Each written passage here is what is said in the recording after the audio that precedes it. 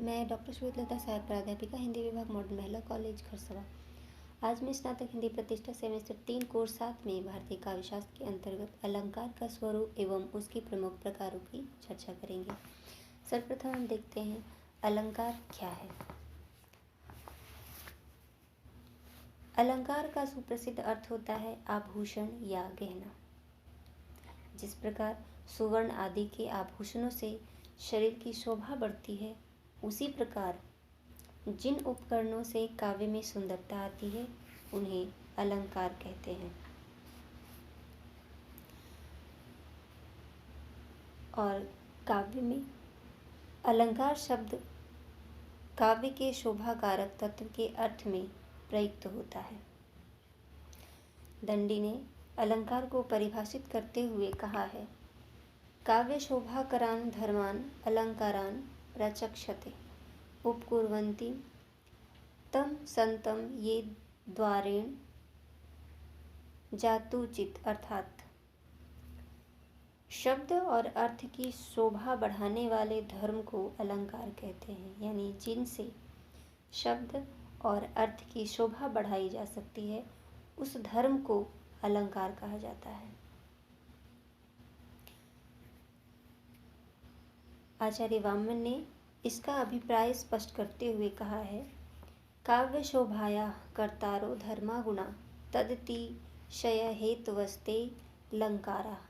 अर्थात काव्य में शोभा दृष्टि करने वाले धर्म का नाम गुण है। काव्य वामन ने कहा है कि काव्य में जिस धर्म से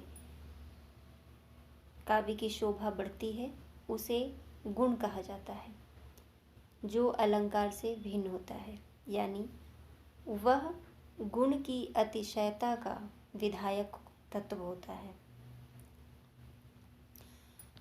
भामह ने कहा है, वाणी का वह काव्य में व्यापक अर्थ जो अर्थ की वक्रता से संयुक्त हो वह अलंकार होता है। मम्मट ने कहा है, शब्द तथा अर्थ रूप अंगों के माध्यम से जो रसादि का उपकार करते हैं वे अनुप्रास उपमादि हारादिवत अलंकार कहलाता है। अर्थात इन परिभाषाओं से यह स्पष्ट होता है कि अलंकार की निर्भरता शब्द और अर्थ दोनों पर होता है। वस्तुतः शब्द और अर्थ को एक दूसरे से सर्वथा पृथक करना संभव नहीं है, क्योंकि वे परस्पर अविच्छिन्न रूप से संबद्ध हैं। यदि शब्द है तो उसका कुछ न कुछ अर्थ अवश्य होता है। वैसे ही अर्थ की सत्ता भी शब्द के बिना नहीं हो सकती।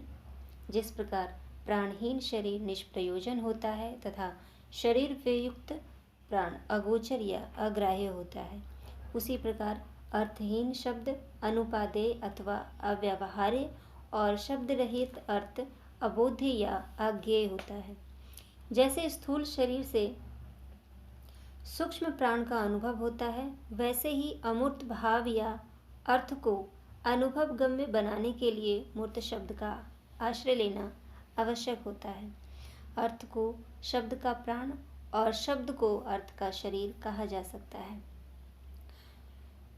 शब्द ही वह माध्यम है जिसके द्वारा अर्थ या भाव की प्रतीति कराई जा सकती है। इस तरह दोनों अविच्छेद्य हैं।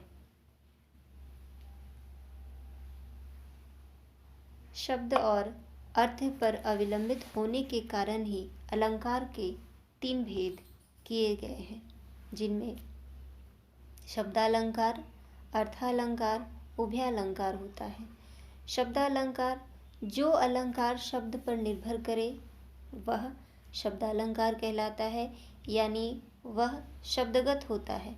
जैसे इसके अंतर्गत अनुप्रास, यमक, श्लेष इत्यादि आते हैं। अर्थालंकार जो अर्थगत हो या जो अर्थ पर निर्भर करे वह अर्थालंकार कहलाता है। जैसे उपमा, रूपक, उत्प्रेक्षा, दृष्टांत इत्यादि अलंकार आते हैं। उभयालंकार के अंतर्गत जो अलंकार शब्दार्थ पर अवलंबित होता है वह उभयालंकार होता है। जहाँ शब्दार्थ उभयगत अलंकार होता है। इनमें उभयालंकारों की संख्या अत्यंत परिमित शब्दालंकारों की उससे अधिक और अर्थालंकारों की सबसे अधिक होती है।